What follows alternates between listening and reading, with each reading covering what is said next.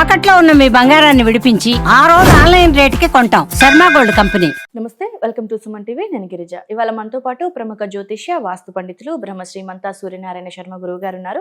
వారితో మాట్లాడి ఈ 2025 నూతన ఆంగ్ల సంవత్సరంలో ద్వాదశ రాశుల వారికి ఏ విధంగా ఉంటుందో తెలుసుకునే ప్రయత్నం చేద్దాం. గురువు గారు నమస్కారం. నమస్కారం అమ్మా, శుభం వ్యాధు. గురుగారు, ఈ 2025లో భాగంగా నూతన సంవత్సరానికి సంబంధించి మనం రాశి ఫలాలు తెలుసుకుంటున్నాం కదా. సో మరి సింహరాశి వారికి ఏ విధంగా ఉండబోతోంది ఓవరాల్ గా ఈ ఇయర్ లో? సింహరాశి వారికి మనం చూసుకుంటే ఏంటమ్మా, ఇప్పుడు 7 ఇంట్లో ఉన్న శనీశ్వరుడు ఈ సంవత్సరం 8 ఇంటికి బయలుదేరుతున్నాడు.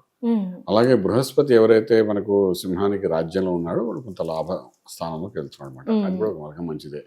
రాహుకేతుల యొక్క చేంజెస్ కూడా కొంతవరకు బెనిఫిట్ ఇస్తుందన్నమాట. వీళ్ళకి రాహుకేతులు ఒక పాజిటివ్ ఎనర్జీ ఇస్తారు వీళ్ళకి. ఎందుకంటే రాహు సప్తంలో, కేతు మనకు ఆల్మోస్ట్ సింహరాశిలో ప్రవేశిస్తారు అనమాట. రాహుకేతులే మ్యాజికల్ ప్లానెట్స్ అనమాట. అవి ఏం చేస్తాయంటే కొంత మనకి బెనిఫిట్స్ ఇస్తాయి, ప్రాఫిట్స్ ఇస్తాయి, ఆదాయం పెంచుతాయి, ఇవన్నీ చేస్తుంటాయి అన్నమాట. సో ఇక్కడ ఆర్థికంగా మనం తీసుకున్నప్పుడు ఏంటంటే వ్యవసాయ రంగంలో చూసుకున్నప్పుడు వాళ్ళకి వ్యవసాయ రంగానికి డెఫినెట్గా ఎంత పంట పండించాలనుకుంటున్నారో అంత రిజల్ట్ వచ్చేస్తుంది. ఫర్ ఎగ్జాంపుల్ 100 రూపాయలు సంపాదించాలి వరి మీద అనుకుంటే 100 రూపాయలు వచ్చేస్తాయి. అందులో ఎన్ని ఖర్చులు పోగా వాళ్ళకి మిగిలిపోతుంది 100 రూపాయలు. అంటే ఈ రోజు పంట పండిస్తే నాకు ఇంత లాభం రావాలనుకుంటే అంత వచ్చేస్తుంది. అనుకుంది ఎంత అంత వచ్చేస్తుంది వాళ్ళకి. అంత చక్కగా ఈ సంవత్సరం అంతా బాగుంటుంది ఈ రైతాంగానికి. అలాగే మనం తీసుకున్నప్పుడు హ్యాచరీస్, తర్వాత పౌల్ట్రీస్, తర్వాత వాడు ఫీడింగ్ ఇవన్నీ తయారు చేసేవాళ్ళు, తర్వాత చిన్న చిన్న అగ్రికల్చర్ సంబంధించిన యాక్టివిటీస్ చేసేవాళ్ళు, ఆర్గానిక్, తర్వాత వెజిటేబుల్స్ మార్కెట్ చేసేవాళ్ళు, వీళ్ళందరూ ఉన్నారు కదా. వీళ్ళందరూ కూడా 100% ప్రాఫిట్లోనే ఈ సంవత్సరం అంతా వెళ్తారు తప్ప లాసెస్ జరగదు అక్కడ. అదైతే మన ఇన్సూరెన్స్ మనం చెప్పడానికి అవకాశం. ఓకే గురుగారు. సో మరి విద్యార్థులకి ముఖ్యంగా మనం చెప్పుకోవాల్సింది, సో విద్యార్థులకు చదువు పరంగా కాంపిటేటివ్ ఎగ్జామ్స్ విషయంలో అండ్ అలాగే విదేశీ చదువులో ఏ విధంగా ఉండబోతోంది? విద్యార్థులకి అంటే తన కోపమే తన శత్రువు అన్నట్టుగా ఏంటంటే కొంచెం షార్ప్ టెంపర్ తగ్గించుకోగలిగితే మాత్రం విద్యార్థులకు మంచి భవిష్యత్తు ఈ సంవత్సరం ఉందని చెప్పడానికి అవకాశం ఉంది.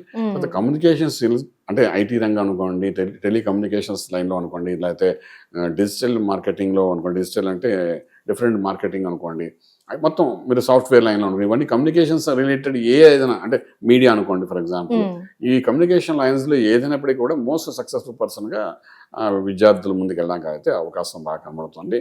అలాగే విద్యార్థులు మీరు ఇంకో విషయం కూడా, విదేశాలు కూడా వెళ్ళి అంటే విదేశాలకు వెళ్ళిన విద్యార్థులకి చక్కటి ఉద్యోగాలు వస్తాయి. అలాగే విదేశాలు వెళ్ళి చదువుకోవాలనుకున్న విద్యార్థులు ఎవరైతే ఉన్నారో వాళ్ళు ఆఫ్టర్ జూలై తర్వాత గట్టి ప్రయత్నాలు చేసుకోగలిగితే మాత్రం మంచి యూనివర్సిటీలో వాళ్ళకి మంచి అవకాశాలు వచ్చే అవకాశం. ఓకే గురుగారు. సో మరి ప్రైవేట్ కానివ్వండి, ప్రభుత్వ రంగంలో కానివ్వండి, ఉద్యోగాలు చేసుకునే వారి పరిస్థితి ఏ విధంగా ఉండబోతుంది? అలాగే స్వయం ఉపాధి వాళ్ళ పరిస్థితి? ప్రైవేట్ రంగంలో వాళ్ళకి, ప్రభుత్వ రంగంలో వాళ్ళకి అందరికీ కూడా లిటిల్ హైప్స్ ఉంటాయి తప్ప పెద్ద చెప్పుకోతే డెవలప్మెంట్స్ అయితే ఉండవండి.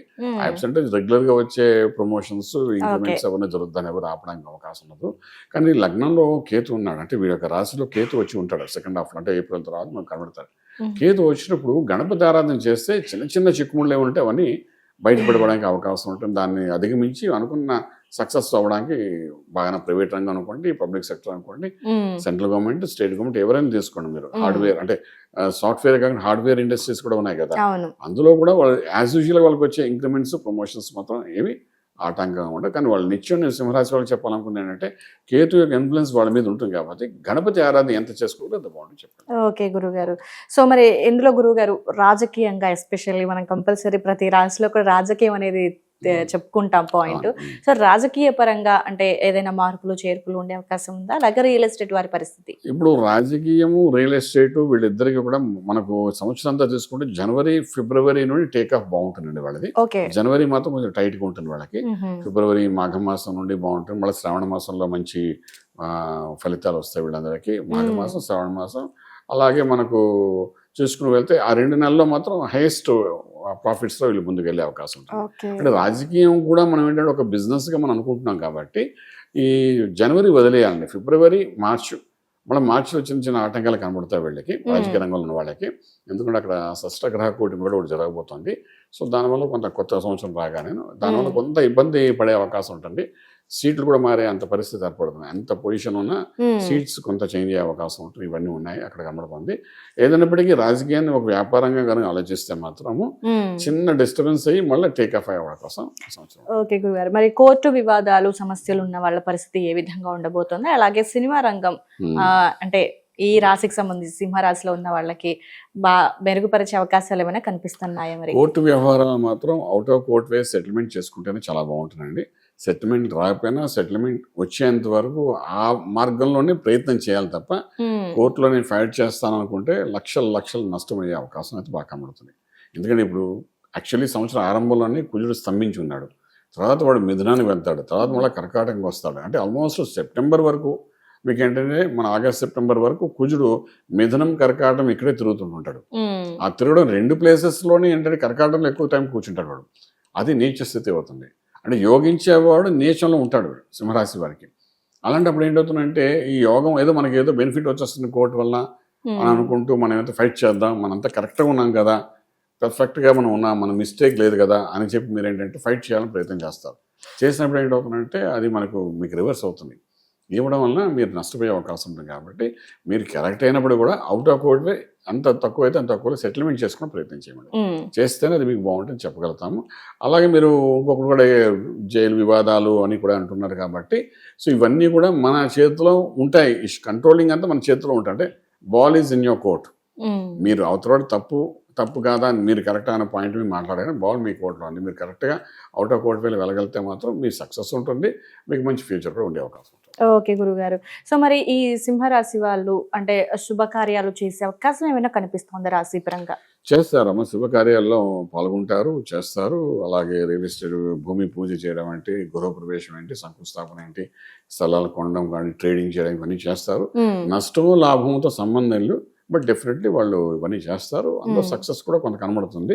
బట్ ఓవరాల్గా ఇయర్ అంతా చూస్తే మాత్రం ఎక్కడో చోట మనకు కొంత నష్టం అయితే కనబడే అవకాశం ఉంది చెప్తాం. ఓకే గురుగారు. సో మరి స్టాక్ మార్కెట్ పరంగా చూసుకుంటే స్టాక్ మార్కెట్లో వర్క్ చేసే వాళ్ళ పరిస్థితి ఎట్లా ఉండబోతుంది? ఇప్పుడు స్టాక్ మార్కెట్ అంటే మనం ఒక్కొక్క యూనిట్స్ ఉంటాయండి. లైక్ ఇప్పుడు పవర్ ప్లాంట్ మీద, సోలార్ సిస్టమ్ మీద, తర్వాత ఫుడ్ ఇండస్ట్రీ మీద, అగ్రికల్చర్ ఇండస్ట్రీ మీద వీళ్ళు ఇన్వెస్ట్మెంట్ ప్లాన్స్ చేసుకుంటూ వెళ్ళచ్చు. చేస్తే బాగుంటుంది. లక్కీ నెంబర్ 1, 3, 9 ఇవి బాగా పనిచేస్తాయి ఈ సంవత్సరం అంతా వాళ్ళకి. సో ఆ రకంగా చేసుకుంటూ వెళ్ళమండి. ఎంతో లాస్ అవ్వకుండా ఎంతో కొంత ప్రాఫిట్లో బయటపడడానికి అవకాశం. ఓకే గురుగారు. సో మరి ఆరోగ్య పరిస్థితి ఏ విధంగా ఉండబోతుంది?